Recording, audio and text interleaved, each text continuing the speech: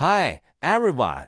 Today's upgrade is the center control of the Mercedes-Benz S-Class. This is the tool used for disassembly. We prepare according to demand. First, remove the front passenger side panel. Then loosen the screw that holds the air outlet panel. Then we remove the main driver side panel. Also loosen the screw holding the air outlet panel. Now we remove the panel above the screen of the original car. Then remove the panel above the dashboard. Okay, let's go ahead and remove the lower panel.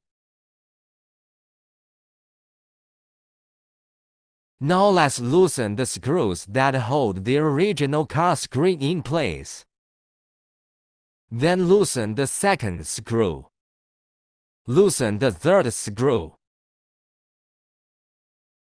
Then we take off the buttons on the original car panel and unplug the back of the buttons.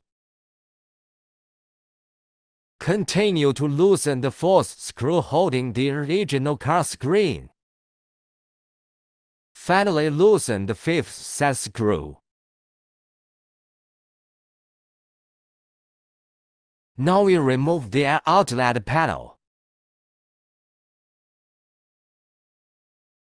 Then unplug the 4 plugs on the back of the outlet.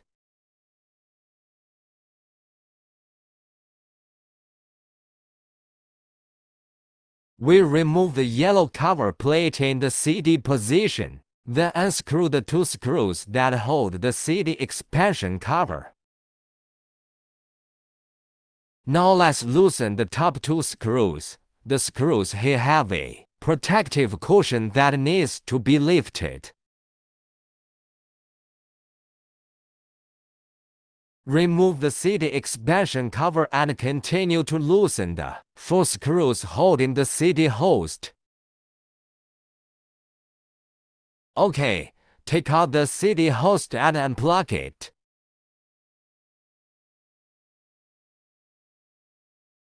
We continue to remove the original car screen, and then remove the 2 plugs on the back of it.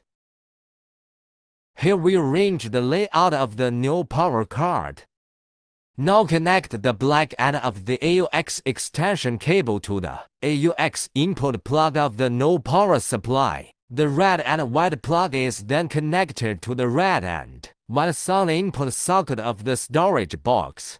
Connect the black electrical source of the new power supply to the CD plug of the original car, and then connect its other black plug to the optical fiber cable and plug it into the main engine. Now connect the white head of the new power supply to the new screen, and then connect the GPS cable and the quad G antenna of the new screen. Plug the original LVDS into the new screen. Install the new screen and secure all its screws.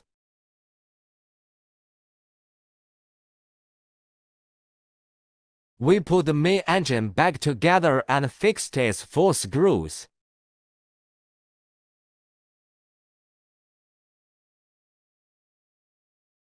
Then install the CD expansion cover and secure it with 4 screws.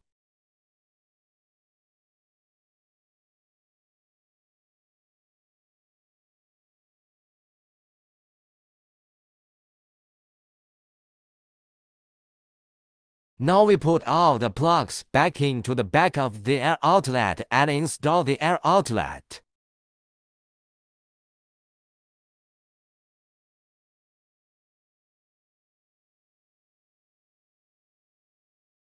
Fix the screws on the left and right sides of the air outlet and install the cover plate.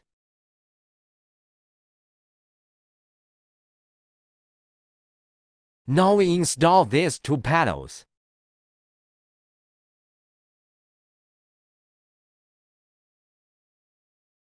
There is no hurry to complete the installation. Let's debug the new screen first. This new screen retains the original car system. We first enter the factory settings, enter the password, Select the original car system resolution. Select the corresponding variant of the original car system can be set. Then click on Audio. Select AUX, and our Android system will output the sound. Finally, enter the factory settings. Select the corresponding original car interface UI so as to activate the door reminder.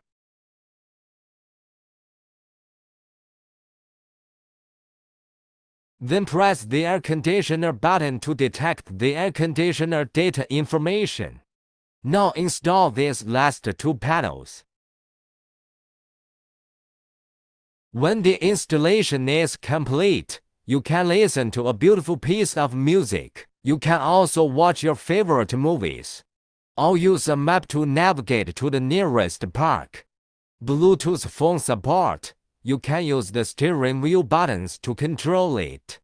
Support for automotive data dashboards.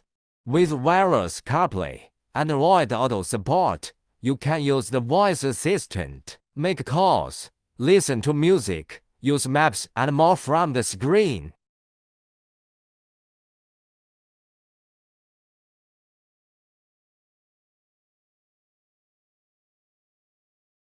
This is the end of the video. Thank you for watching.